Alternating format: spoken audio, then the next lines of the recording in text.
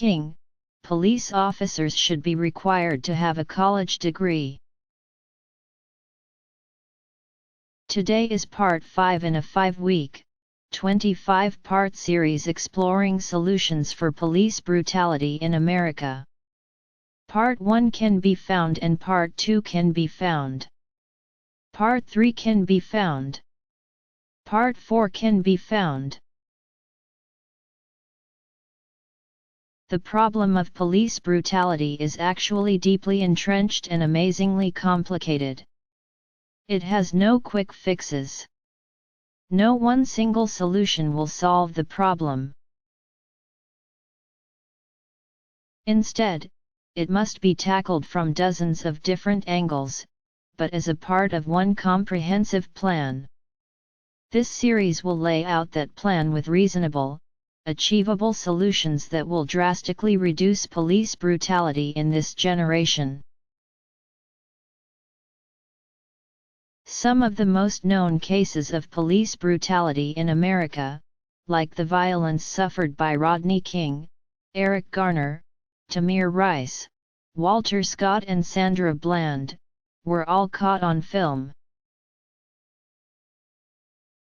What happens in those cases is that the nation, understandably, becomes fixated on the violence shown in the video, and much of the discussion on how to prevent that violence ends up getting limited to the actions in the video itself.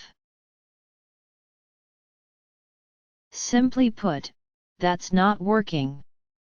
Police brutality is very much like a glacier. The overwhelming majority of the problem is beneath the surface. What you see is only the tip of the iceberg. Before an officer ever fires a fatal shot or applies an illegal chokehold, a dozen other factors have already shaped and informed that officer. Without impacting those factors, police brutality will continue at a record rate.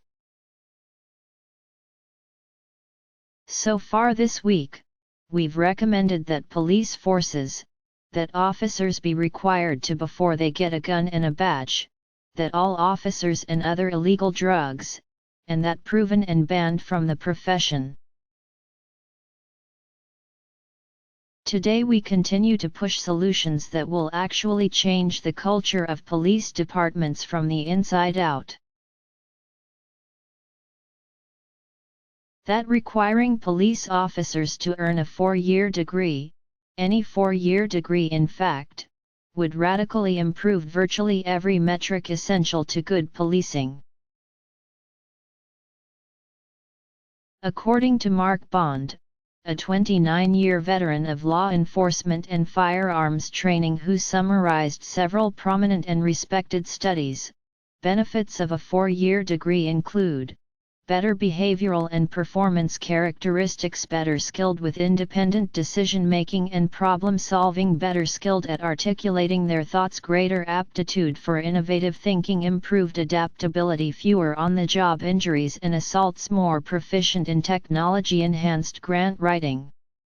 Abilities improved, budget and management abilities, fewer departmental disciplinary actions and internal investigations, less likely to be involved in unethical behavior, less likely to use force as a first response, enhanced report writing skills, displays maturity for ageBetter at discovering extra resources, demonstrates enhanced department responsibilities, less use of sick time, work ethic and seeing the big picture, greater acceptance of minorities, diversity and cultural awareness, decrease in dogmatism, authoritarianism, rigidity and conservatism, improved communication skills, oral and written, fewer formal citizen complaints, promotion of higher aspirations, better adapted to accepting critical feedback on job performance, enhancement of minority recruitment efforts, intellectual personal growth, better adapted to retirement and second career opportunities. That's no small list. In spite of the proven benefits, require a 4-year degree. Every teacher is required to have a college degree. Every physical therapist is required to have a college degree. Every lawyer is required to have a 4-year degree, a 3-year law degree, and pass a series of brutal exams.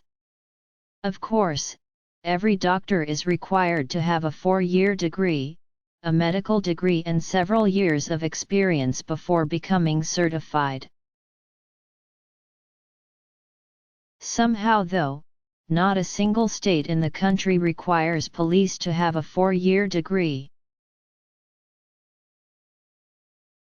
While a few larger cities now require officers to have either 2 years of college or a mix of police and military experience, many police departments have set the bar so low that all you need to become an officer is a pretty clean criminal history, a high school diploma or GED, and a willingness to attend police academy for 8 to 10 weeks.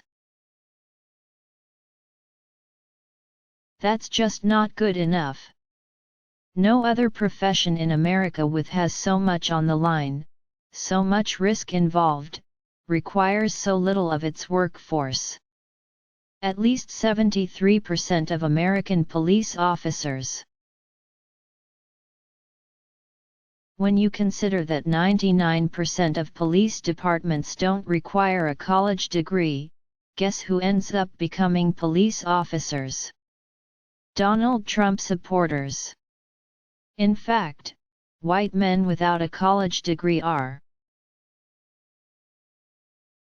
Trump's lead over Hillary Clinton in this demographic is so huge that some experts think it could actually be enough to propel Trump to victory. The only demographic Trump is actually beating Hillary in is white men and women without a college degree. Every other demographic, including whites with college degrees, breaks for Hillary. When police departments are a combination of overwhelmingly white, overwhelmingly male, and poorly educated, it gives us a reasonable prediction not just of their political preference, but of their worldview as well.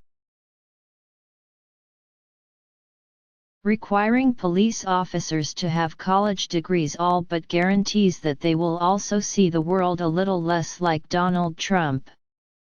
I say this not to be political, but to highlight Trump's violent temperament. On Thursday evening, and said that he felt like physically punching several speakers at the Democratic National Convention. This isn't the first time in this election cycle that Trump has said such a thing. In February, Trump also said that he felt like.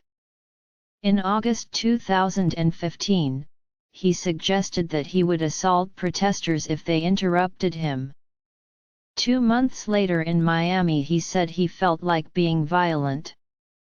This has been a repeated refrain from Trump.